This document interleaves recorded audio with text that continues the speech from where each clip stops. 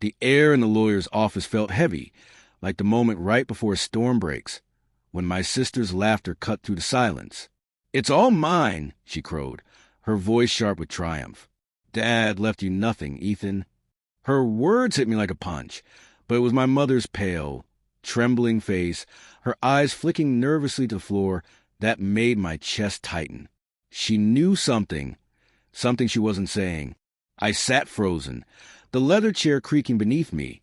The pages of the will lay spread across the mahogany desk like a cruel deck of cards.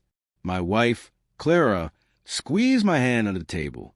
Her touch was warm but fleeting, like a breeze that passed too quickly. I wanted to hold on to it, to feel comforted, but her fingers slipped away before I could.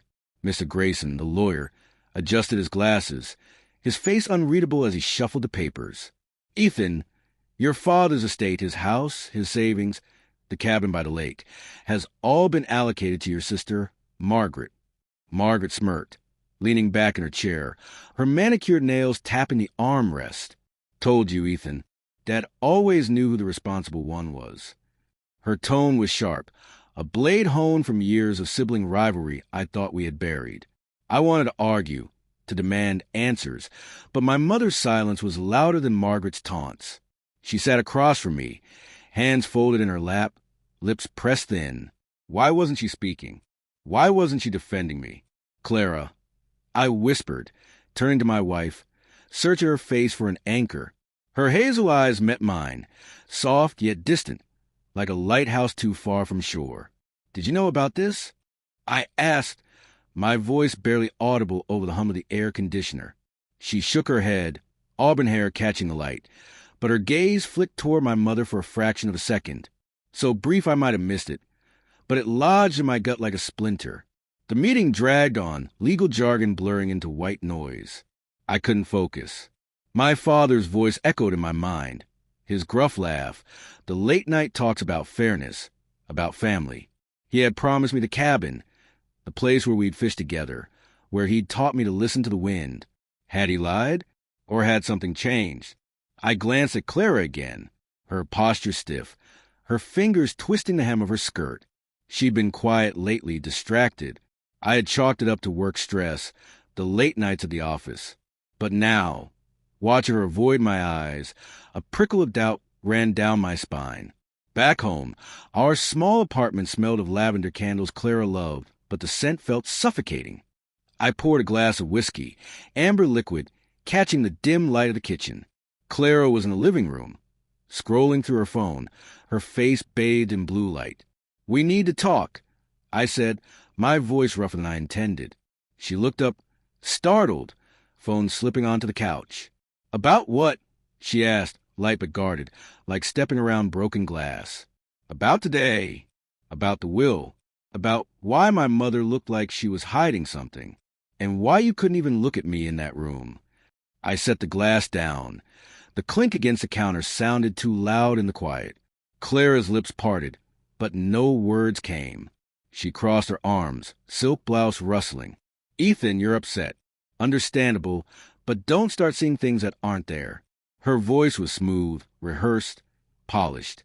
I wanted to believe her, to let her words soothe the ache in my chest, but the splinter in my gut was growing sharper. "Did you know?" I pressed, stepping closer. The floorboards creaked, and the space between us felt like a canyon. "Did you know Dad was going to cut me out?" "No." She snapped, eyes flashing, then softened, hand reaching for mine. "Ethan, I love you. I'd never keep something like that from you." Her touch was warm, but felt performative, like the charm she used on clients at her firm. I pulled away. Her face fell for a moment before she masked it with a smile. That night, I couldn't sleep. The bed felt too big. Clara's breathing too even, too perfect. I slipped out, phone in hand, and sat on the balcony. The city's hum pulsed distantly. I scrolled through old texts from my father, hunting for clues. One, from 6 months ago: "Talk to your mother, Ethan. She's got something to tell you." I'd ignored it then, too busy with work, with Clara, with life. Now it felt like a warning I'd missed. The next morning, I drove to my mother's house. The air was thick with impending rain. Her small bungalow sagged with age. She opened the door, eyes red-rimmed, cardigan hanging loosely on her frail frame. "Ethan," she whispered, "I didn't expect you. Why didn't you say anything yesterday?" I asked, stepping inside. The house smelled of old books and stale coffee, a scent once comforting, now oppressive. "You knew about the will, didn't you?" I pressed. She sank into a chair, hands trembling. "I wanted to tell you," she said, voice breaking. "But Clara," she asked me not to. My world tilted. "Clara?" I repeated, voice hollow. "What does Clara have to do with this?" Tears filled my mother's eyes. "She came to me months ago. She was worried about you, about your stability. She said you were drinking too much, that you weren't yourself. She convinced your father you couldn't handle the estate." Her words were poison, slow and insidious. I didn't believe her at first, but then she showed proof. Emails, texts, snippets of conversation. I stumbled back, unsteady. Proof. My mind raced through nights when Clara handed me a drink, her laughter too bright, her questions too pointed. Had she been building a case against me, manipulating everyone around me? "I'm so sorry, Ethan," my mother sobbed. "I thought I was protecting you."